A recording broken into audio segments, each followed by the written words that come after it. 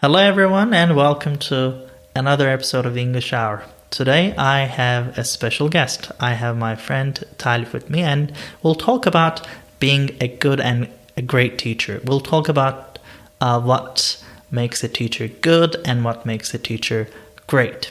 So, let me first start with some observations.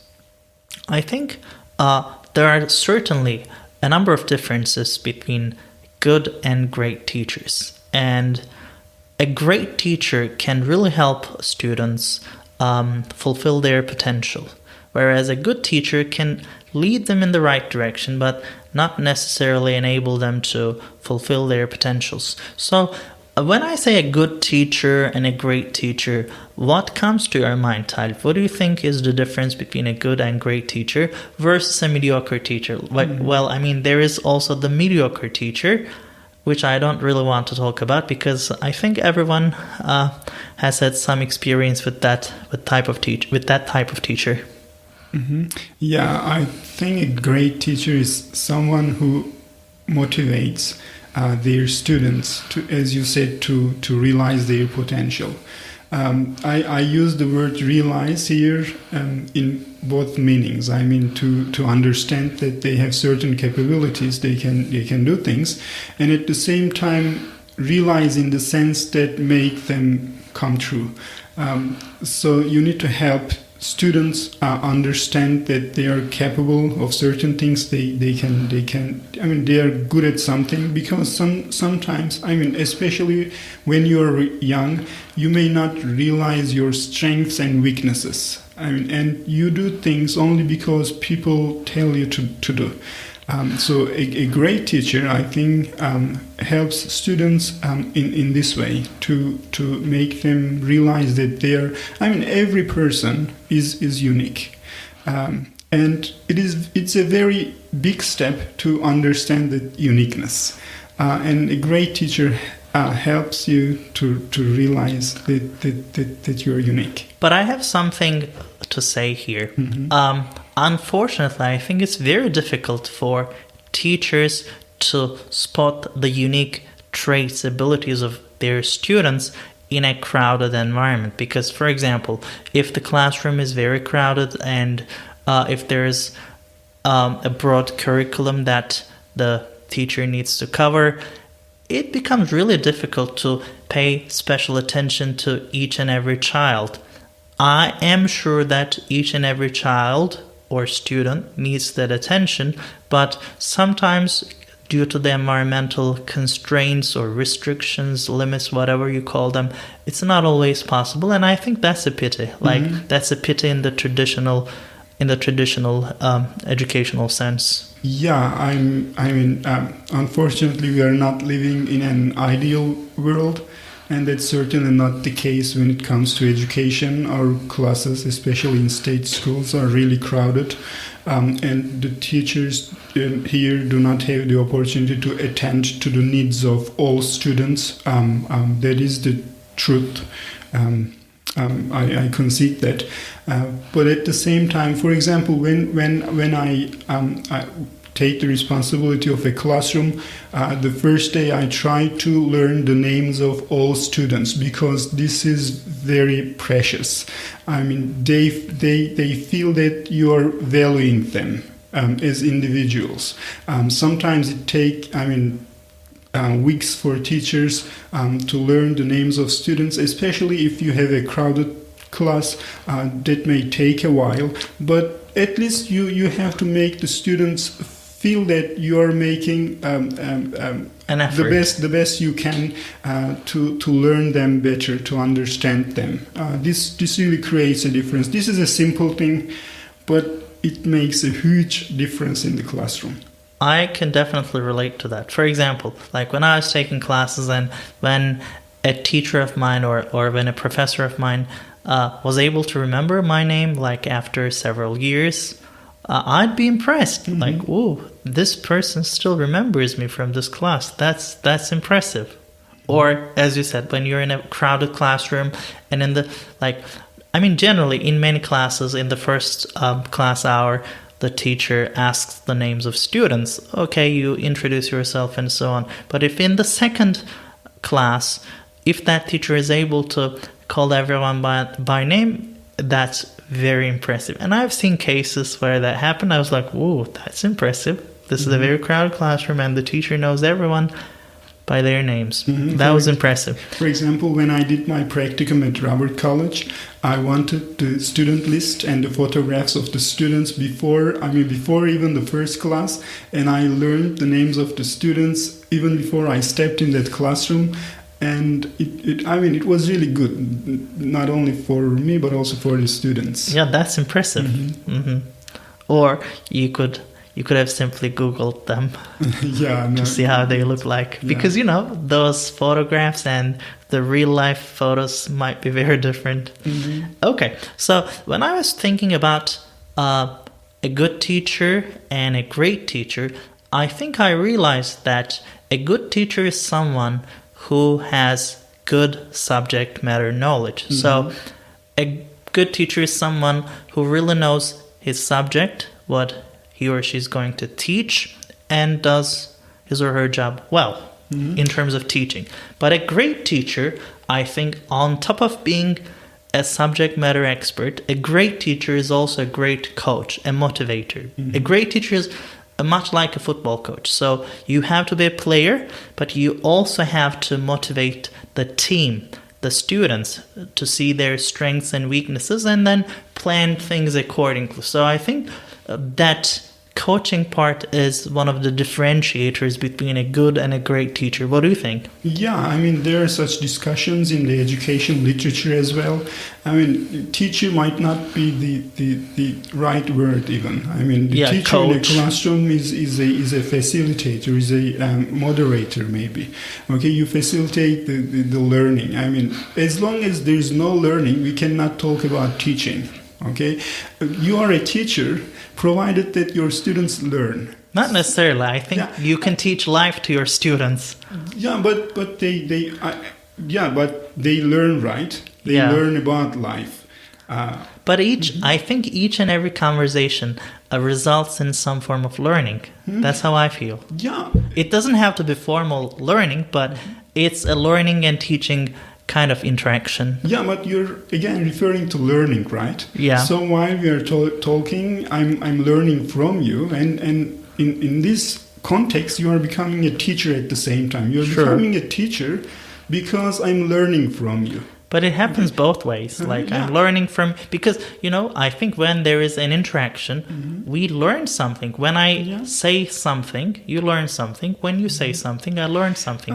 But I think I'm very much broadening the concept of learning and teaching. Yeah.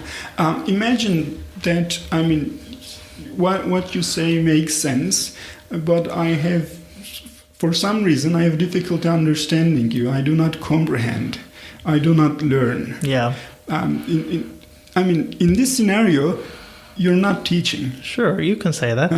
Only when I learn, you become a teacher.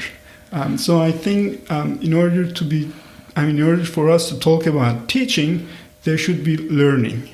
So that's why I think learning in the classroom, learning should be prioritized, not teaching. In that sense. I see. Well, okay. So I think a great teacher can really make a big difference in a person's life. So Talip, can you give me examples of great teachers from your life and how they impacted you? Yeah, I had many great teachers, but there's one particular teacher that I need to talk about here. My English teacher at high school, he motivated me to become who I am now. It was only because of him that I chose to be an English teacher. He opened this pathway for me. Okay. For example, if I had made a different decision then, if I chose to become a science major, for example, I don't know where my life would lead me to. So being here, and I feel that I love the things that I am doing now. Being a teacher and being an English teacher is great for me. I am motivated to do this. And it was thanks to this teacher that I realized that I'm really good at this thing. I'm good at learning a language. And I'm also good at, teaching. I have to... Sure, yeah. You can say that. So he really motivated me. He had extensive subject knowledge. He was a subject expert. In terms of knowledge, knowledge about the language and linguistics and so on. He was an expert, but it wasn't that made him a great teacher. It was the fact that he motivated me to learn English, to be better in English, I think. How about you? I believe you had. Yeah, well, I've had similar experiences.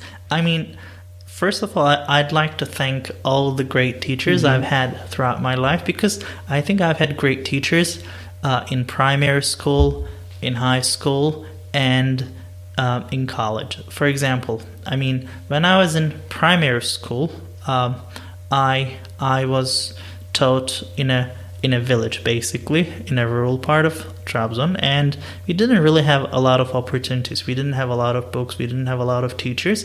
But I had a very dedicated primary school teacher, and she was like sunshine, I guess. Mm-hmm. Because, we were in a village, we didn't really see much of the world. We didn't have an idea. To me, the whole world was maybe our town or maybe the city, but I didn't know any further. And it was a very limited experience. But she was like a ray of sunshine, as one might call it. And she really did anything she could to improve our education. She would spend out of her pocket. She would do all sorts of things to make our lives better. And I'm really grateful to her. And then when I was in middle school, I had teachers. There was this high school entrance exam, or there was an exam for high school, special types of high schools. And, there was no tutoring available. Even if it was available, we didn't have the means to pay for it. So, and there were not many books available to study for those exams. And I remember one of my teachers really organizing students and buying books for them so that they could study for this exam and motivating us. So I think I owe him a lot for that. And then when I started high school, I had teachers who believed in me more than I believed in myself. That was interesting, especially when I was choosing my department. Because, I loved English. I was interested in languages, but I never thought that I'd do something related to English, language learning and teaching as a career. That was not a thing. And, I think my family was sort of anxious and worried, what is this language thing? Does it have a future? Yeah. So that was an interesting period.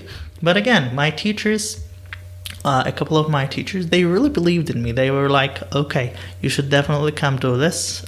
We believe in you. You can do great. So I believed in them. Yeah, and right. That was interesting. Yeah, they've helped you to realize your potential. That's true, because, I guess without their insistence, maybe I would end up in a different department, in a different field, and my life would have been very, very different. I guess I'd achieve some form of success, but I'm not sure if I would be where I'm today. Mm-hmm. So that's basically it. And my high school language teacher, he had a great influence on me. I think he really helped me see the world as it is, as a much bigger, global and connected place, and really see my potential. Like, he was very humble, and I really loved that part. Like, he was very honest and humble. So when we were, I think, in the last year of high school, he would say, like, everyone in this classroom knows English as much as I do, except for Hussein. He is better. Like, that was cool. Like, it was very, like, it was great to hear. And also it was very humbling for me. Yeah. And like, I really liked those experiences. And then when I was in college, I mean, I've had great classes, but when it comes to inspiration, I think we had a Canadian instructor, Martin Hicks, and I think I really liked his classes because we were having deep conversations about culture, language, history, cross-cultural communication, journalism, and so on. So it was deeply meaningful work, and I think I found that part very inspiring, and I found him to be a great teacher, a great instructor. So I think great instructors really make a difference in our lives, and we are definitely indebted to them. And I owe them a lot.